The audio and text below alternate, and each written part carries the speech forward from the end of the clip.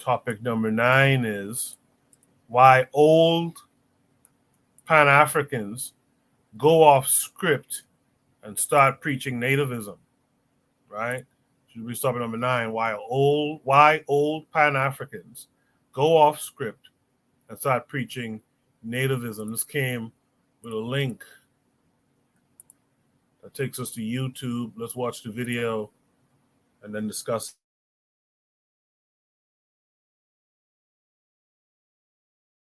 Quality handmade soaps, where handmade is the best made. Proudly making soap for over 5 years, Quality Handmade Soap sets the standard in both quality and safe ingredients. Perfect for the holiday season.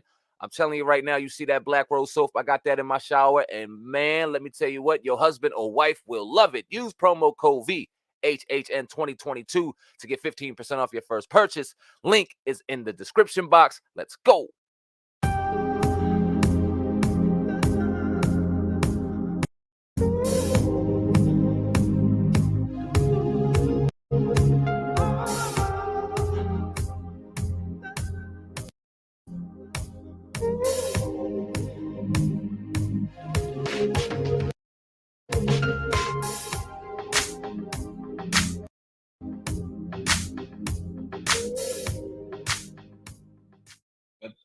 The weakness is that all Black people who have had an experience in history try to make all Black people that. No, it's like the Moorish community. You had an experience in North Africa with the Arabs and the Jewish people running from the Roman people. But that wasn't all of Africa that had that experience. Okay? So take that experience, put it in its context, and forge your identity around that. But don't come and tell me I'm living out in the bush in South Africa that I'm a Moor, because that's silly. Right. You know? So we have to just learn history, get rid of the mysteries, understanding our racial relationship, unite on the basis of that. That's what we really call Pan-Africanism. You know, we are a melting pot of humanity, Black humanity, with multiple ways of expressing our understanding of divinity, cosmology, and ecology. And we call that explanation culture. And it varies depending on where we are. But the laws we're trying to teach one another is universally the same.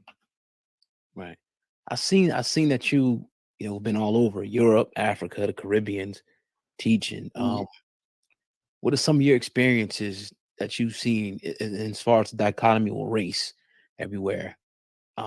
Black people in the Caribbean, Black people in Europe, Black people in Africa. Are there some like similarities between Black people in the US? Can you kind of talk about some of the things that you've seen? Oh, yes, sir. We are the same people.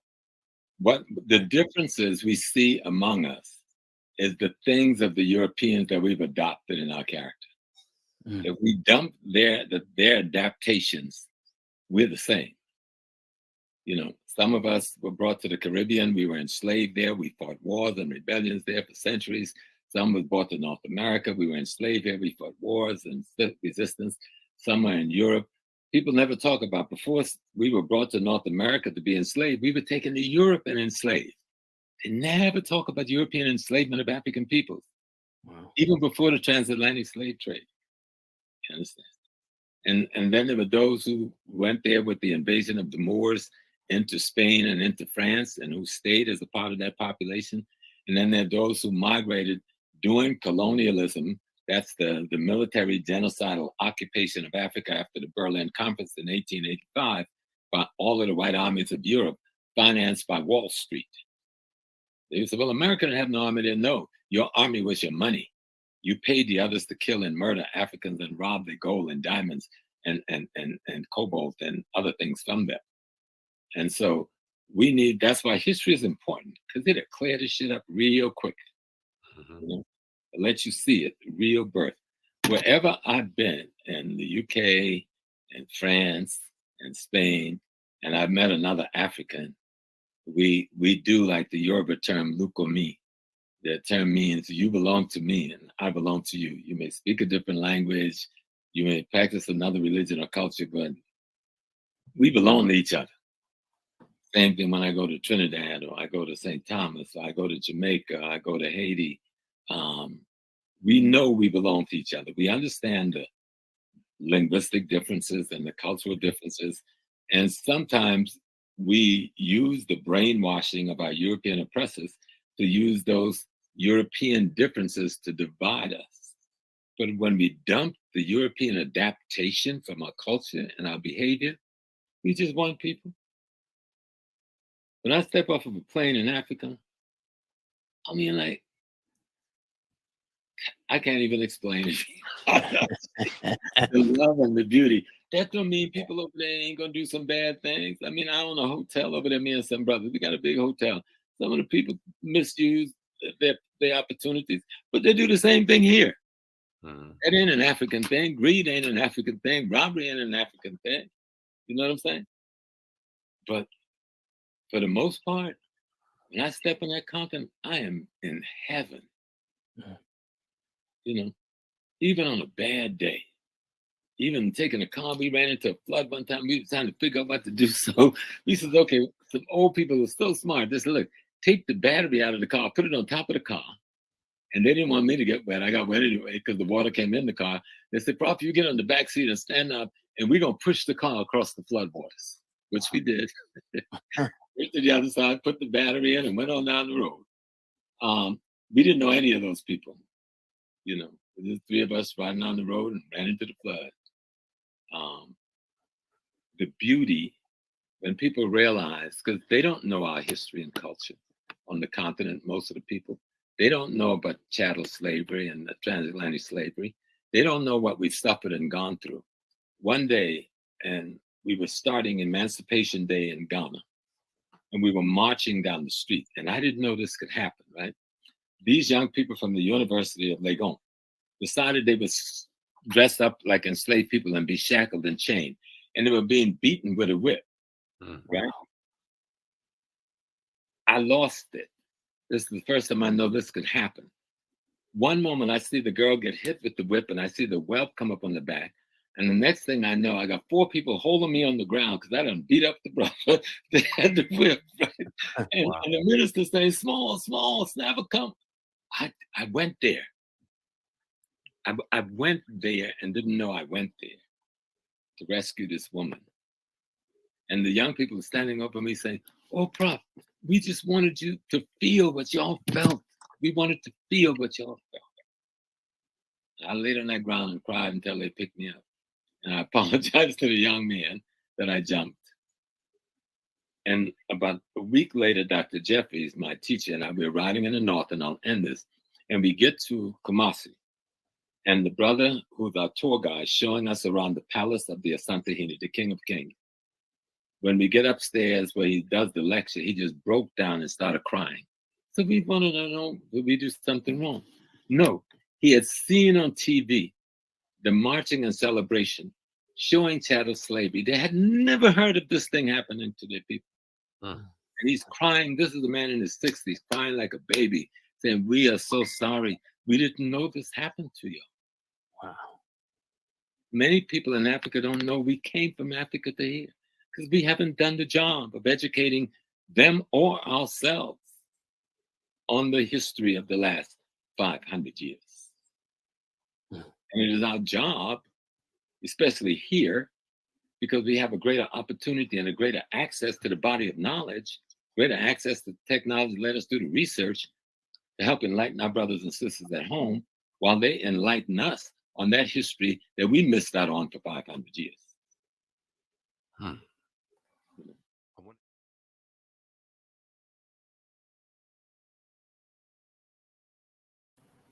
Yeah, Afro-Native World in the chat said so far the professor's on point. That's the frustrating thing about James Smalls and why I lost trust in him.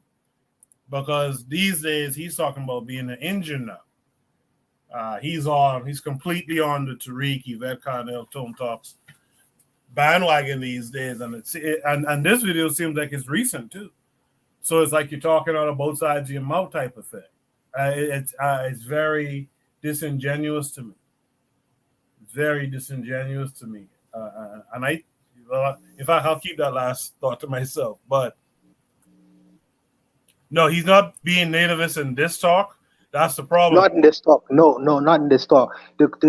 He's made several speeches, but my question becomes, how is it that this man ends up on a platform that is a completely anti-African platform? It's a xenophobic platform, and it says many different things, disparaging things about Africans and Caribbean people, understanding what he knows based off of the material and information that was given in this video. I This is the reason why I'm very careful when I call somebody an elder, because like Coco was saying, you're talking from two sides of your mouth and you lose credibility in the black world and the Pan African world if you say what you're saying on this particular panel, but you share in spaces with xenophobic anti-Africans. That's what comes into question. Yeah, absolutely. That's very problematic for me. Afro Native World says, "Yo, you're referring to other videos. He was just on a BB to me like last week lecture series. Yeah, that's cool, but I have major issues. I watched that video where he was talking at FBA stuff, and I'm like, wow, man. And this guy, people heralded him because of his association or alleged association with Malcolm X and stuff. But this guy doesn't really stand on anything, it seems. So I lost a lot of respect for him. You know, Tanzan, were you aware of Professor James Small? And if so, were you aware of his recent nativist talk?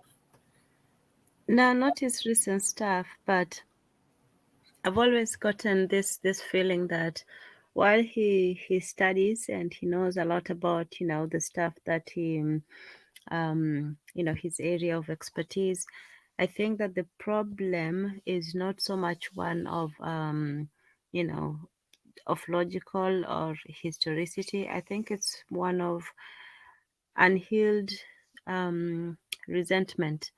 And I think that this is something that we as both Africans, Caribbeans, and Americans have not really sat down. We've had our truth commission, but we've not had our reconciliation commission. And even that whole fuss with South Africa, that was not a truth and reconciliation commission. That was a joke. That was just something to let the white people off the hook and to tell the black people that it's all your fault, everything you fought for is for nothing, and just move on. It was shameful.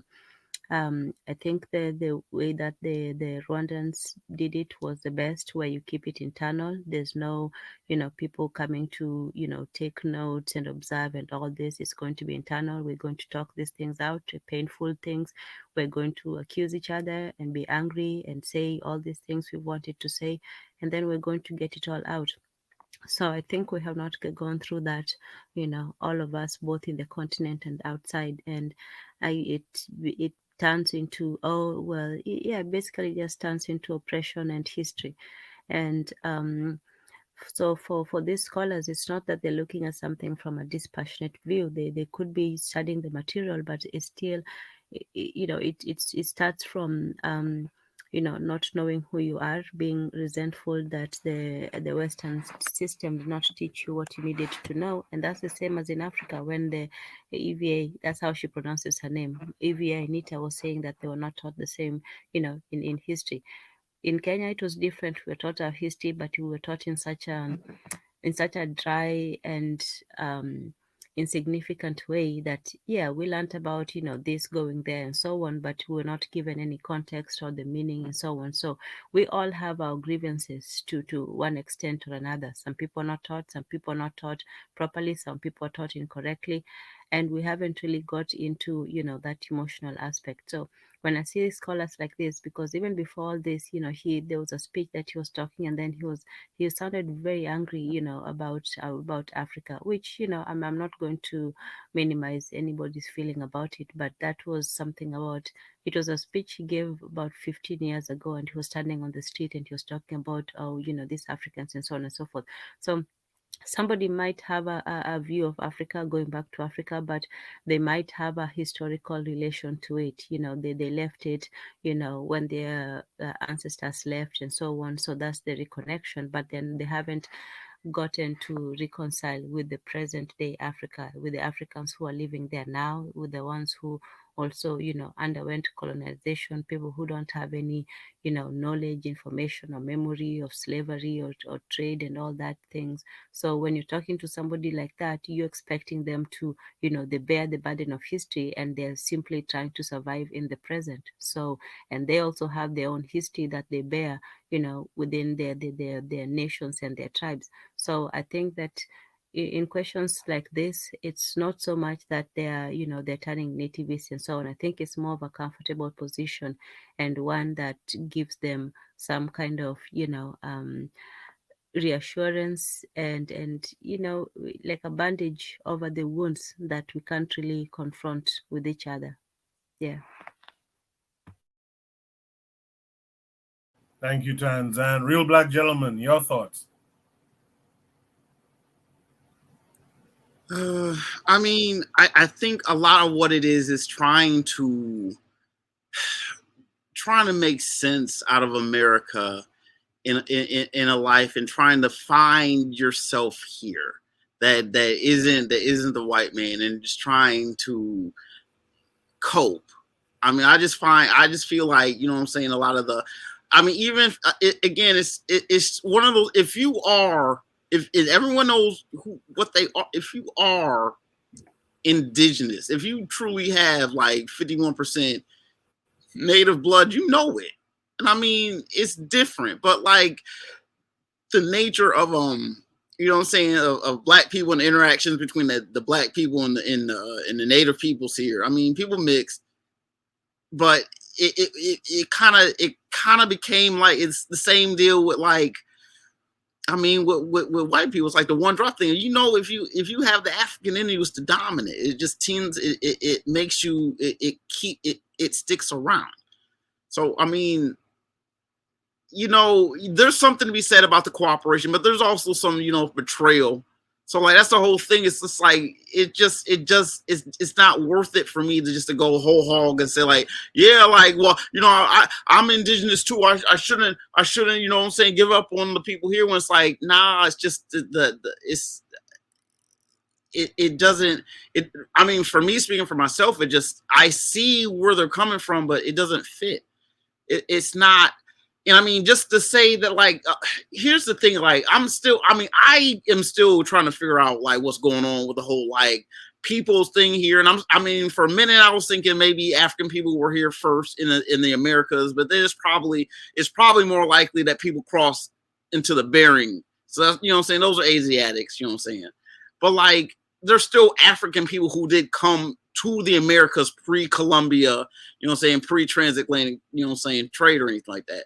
And so that is to be spoken of, and is to be, you know what I'm saying, I've read some things that are phenomenal. I mean, I've seen some things that are basically saying that like the Nile, you know what I'm saying, that the Nile Valley was out here in the Great Lakes in America, basically.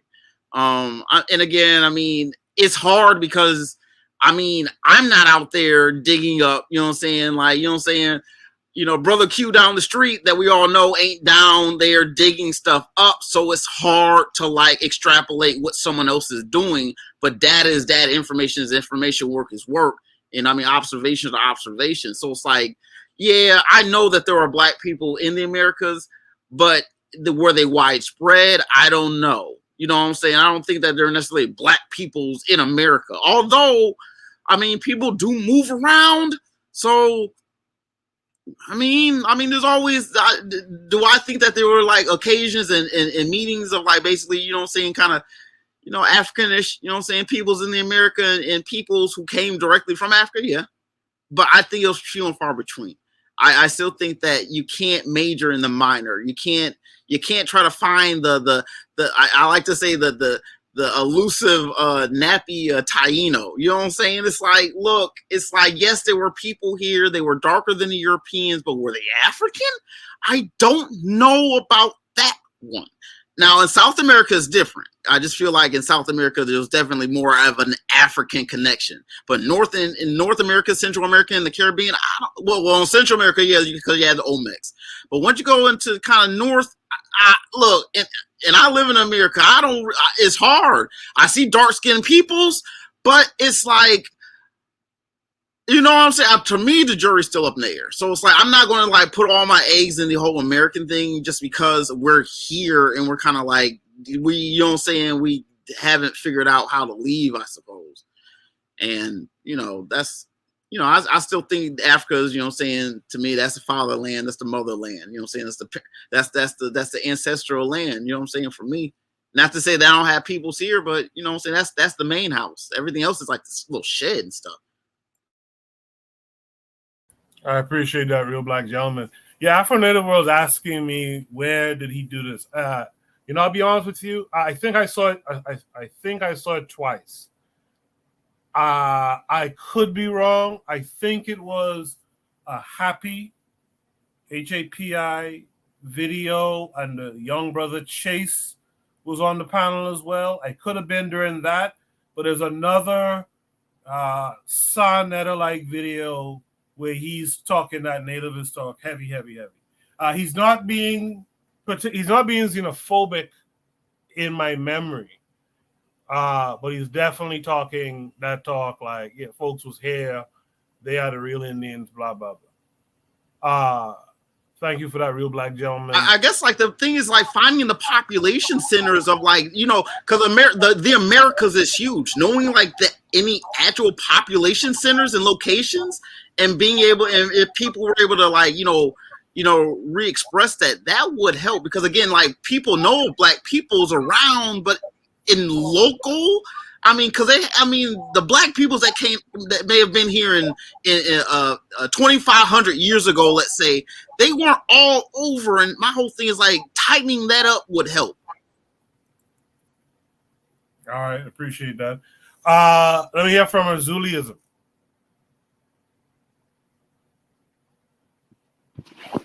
Well, I always have my doubt about this dude, but not because of the reason that you guys said. Because me, myself, I don't believe in everybody was from Africa anymore like I used to. I believe we all came from Africa at a certain point, but I believe like Africans were here first. So I believe, I'm not going to go against him if I've never heard him say what you said about their engine and stuff like that. I've never heard that, but there was something off about this guy and all these people that appear in Cherry Nasheed's hidden Africa. There's another guy, the light-skinned one that always has Phil Valentine, huh? No, not Phil Valentine, another one. He always has a head wrap on. He got a long dangling ear. Who? Which one you said, Tan? I think his name is Kaba Kamene. Yeah, I think something like that. Yeah, it was always weird about these guys. But hey, I don't know why he said. What do you mean? He went off script. I didn't hear him going off script on this one, so I don't understand why old African go off script and start preaching nativism. I mean, I don't know. Maybe the brother read something that appealed to him. I don't know. So how is that going off script? It's not one theory in this world. But I always had a doubt about this guy and those type of dude, especially if they hold Tariq Nasheed in regards, then y'all grifters to me at one time. So, but that's all. Thank you for that, Azuli. Let's welcome in Brother Bakari this week. Brother Bakari, how are you? I'm good, man. How about you? Peace to everybody on the panel and chat. Look, I just came up here just to say something about this right quick. Ain't gonna be long. I heard him a long time ago say he was part Cherokee.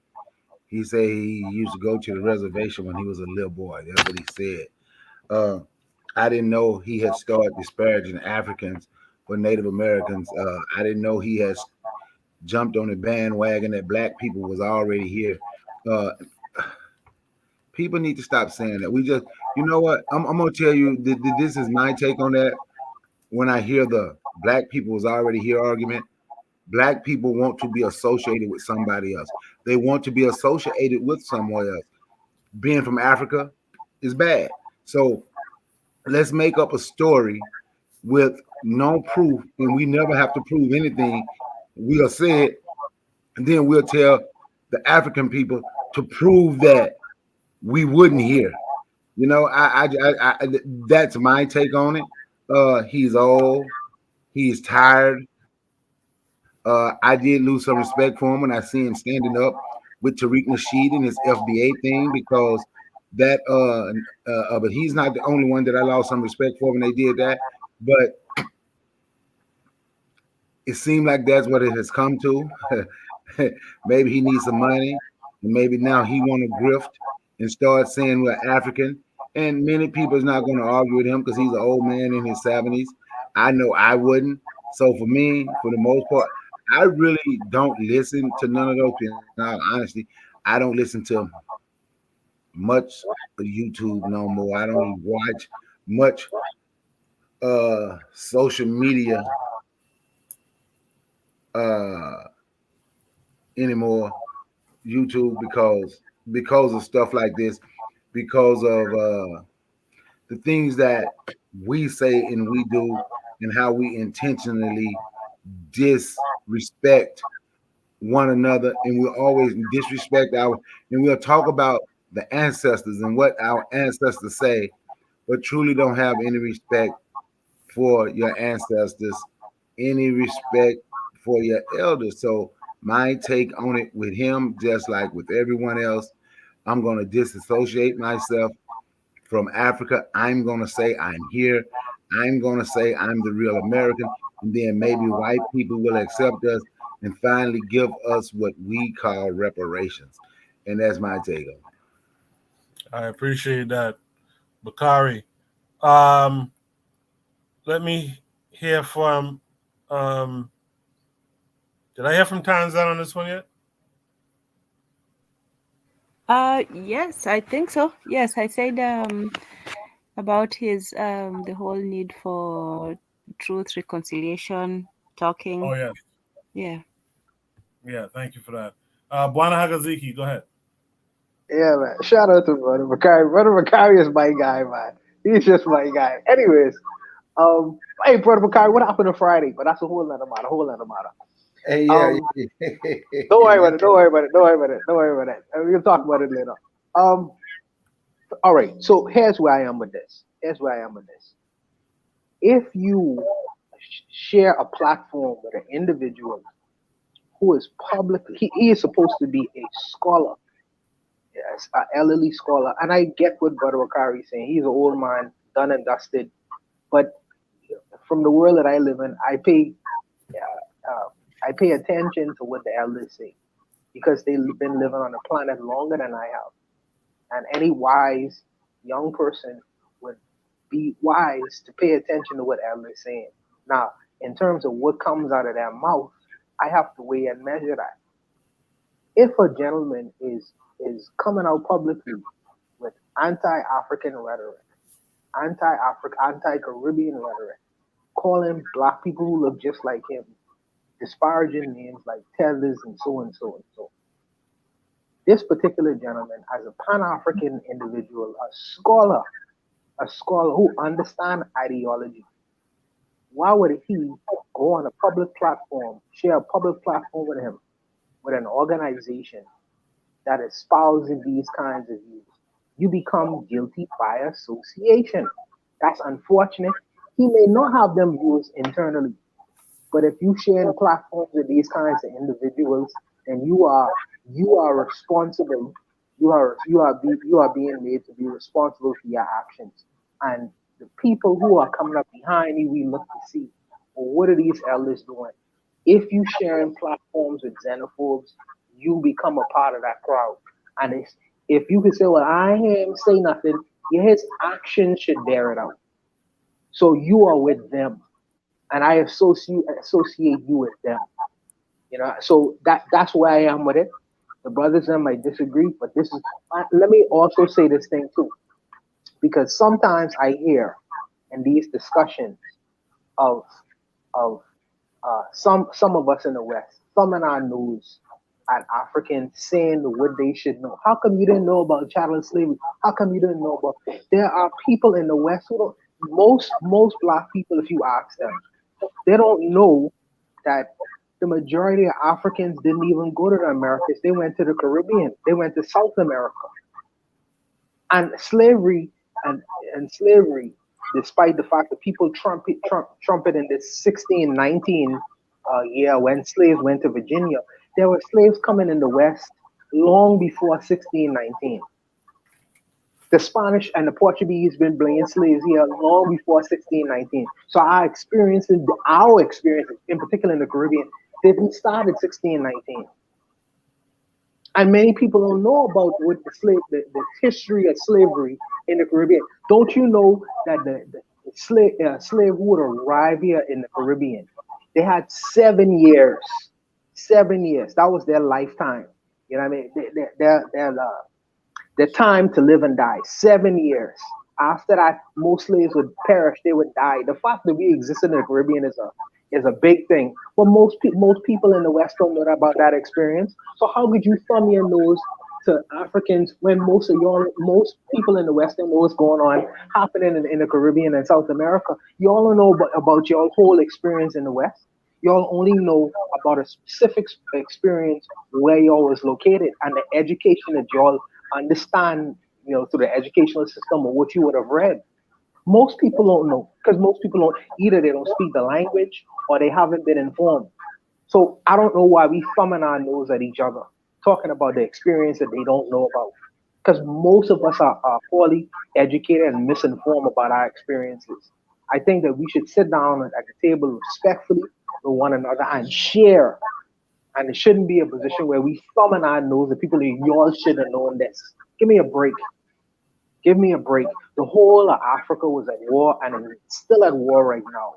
So we collectively should sit down at the table with respect with one another and share our experiences and grow from that point. I'll stop there. Yeah, you're right. Afro-Native World saying it here too. Africans first brought to quote unquote Hispaniola in the early 1500s. Yeah, as early as 1503. Right? Columbus hit San Salvador in 1492. As early as 1503. They started taking our people, man. Yo. Who did I not get to in this? I thank God to everyone. Carl was here, but looks like he has some internet problems. Does anyone want to have any last words for this prompt? All right, let's go to Shooting Breeze topic number. Look, I wanted to say that I'm gonna finish listening offline. I'm tired of this one. I've been listening, so I just wanted to get on here and say that about Professor James Small. That's it. I think I tried to get him a pass because he's old, but. Bakari, before you go, you and Buana want to quickly talk about what y'all doing? Oh yeah, we gonna do it. So yeah, go ahead, Buana. No, I want you to say this time. Okay, no. We're gonna do a sports. We're gonna do a sports channel. It's supposed to be Friday at 7. And the last 2 Fridays, I'll be honest, it's been my fault that we have not done it. But we're gonna do a sports broadcast. Our first one, we're gonna talk about boxing. But I want Buana to know that I am going to talk a lot about HBCU sports. Yeah, but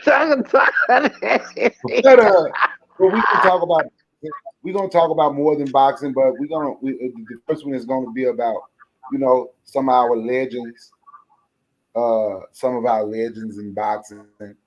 It's we just gonna start doing that series, and I think it should be a good, interesting series with Buana talking about his Bahamian, like Michael Thompson and Clay Thompson. I know y'all know Michael Thompson.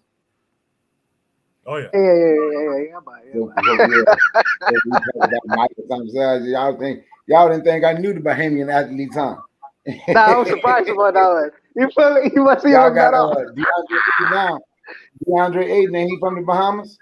Yes, he is. Yeah. He's born there.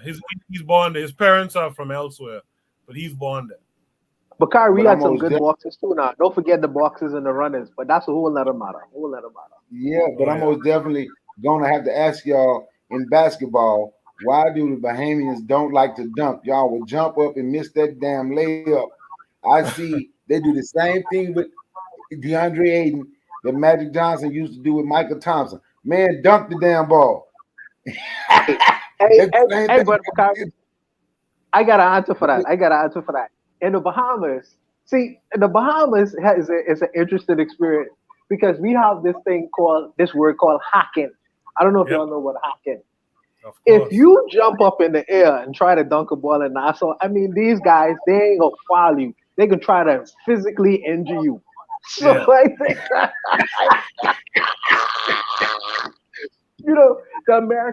the Americans appreciate someone flying through the air, and they'll allow someone to dunk. Not here. They can try to hack you to a point where you bust your head wide open, and they'll Yeah, because he do the same thing Michael Thompson used to do, just jump up and try to drop the ball in a basket. Yep. But I think bells. he get a championship this year, though, I think. Yeah, with KD joining that team, if they can stay healthy, I ain't think no one beating them. He's better than his dad, though. Brother Bakari, he's better than his dad, though. He's better than his dad. Who? So Thompson, Klay Thompson, he's better than his dad. Yeah, he better than his dad was. Yeah, he better than his dad. I didn't know. I was watching a thing on him. You know what? He go back. He used to go back to the Bahamas a lot. Klay Thompson, he said that's what he do a lot of training. He go back and play ball with his friends and cousins and everything in the damn Bahamas. I was watching a special on Klay Thompson. Yeah, he said he go there a lot with his family. Yeah, Michael Thompson, he created all athletes, man. All world-class type athletes. He has another son that was in the league. He has a son playing baseball and a daughter who was like in volleyball, I think it was. So he's done good as far as that goes. My only grudge with him is he ain't never take a baby woman with him. Why you gotta go marry out? Yep, he got a white woman, but you know what? Yeah, them kids white, but Klay Thompson seemed like the older he got, the more he started to relate more to his black side, just by the way you see like he might carry himself. Right. You also see now he had him a black woman. Right. Does he? Wow, that's big. Yeah, Klay Thompson had a black. When he first went in the league, he had a white girlfriend. The last one they showed, he had got him a black woman. Yeah. Oh, good for him. Yeah, she actually the last black woman he had before, she's an actress. She was in the first Spider-Man movie as a potential romantic partner for Peter Parker. But yeah, she's a nice black thing he had. I don't know what he's dealing with now, but he has gone black. Yeah. Yep. When he got his big contract, he did. You know what? He did it in reverse. You know, a lot of times they get them big contracts, they dump the black woman and get a white woman. Right. He did it in reverse. He got the big contract and dumped the white woman and got him a black woman. Yes, man. Yes. You know, they could go find a nice little brownie and spoil it to death. Let her see another side to life that she probably would never seen if she wasn't married to an NBA player, man. Give her, you know what I mean? So what channel is this? Is the sports show? Right now it's gonna be on my channel. I'm trying to figure out how to set up my second channel, man. I'm gonna be honest. I might be a little slow or something because I ain't figured it out right yet. Yeah, Coco can help you. Coco can help you. He help. Slow. I might be slow. But yeah, you was talking. So I know you planning to come because you was talking about the same thing. What's that? Coco. I said I know you planning to come and join because we all been talking about it. Yeah. Oh, okay. Yeah, for sure. I'll Zeus might not come through. He a little upset with me. He might not come through, but he get over it. Nah, Julie is strictly Mike Tyson, man. If you were talking about Mike Tyson, you're trying to talk to you. Yeah, he can't just say Mike Tyson. He got to like the Haitian heavyweight champion, the first champion. What his name? Bermain, something. Yeah, Stavern. Yeah. He got to like Bermain Stavern. Nah, I like it. If it's not Tyson or Ali, then nobody. You don't like Bermain Stavern? I thought y'all grew up next to each other.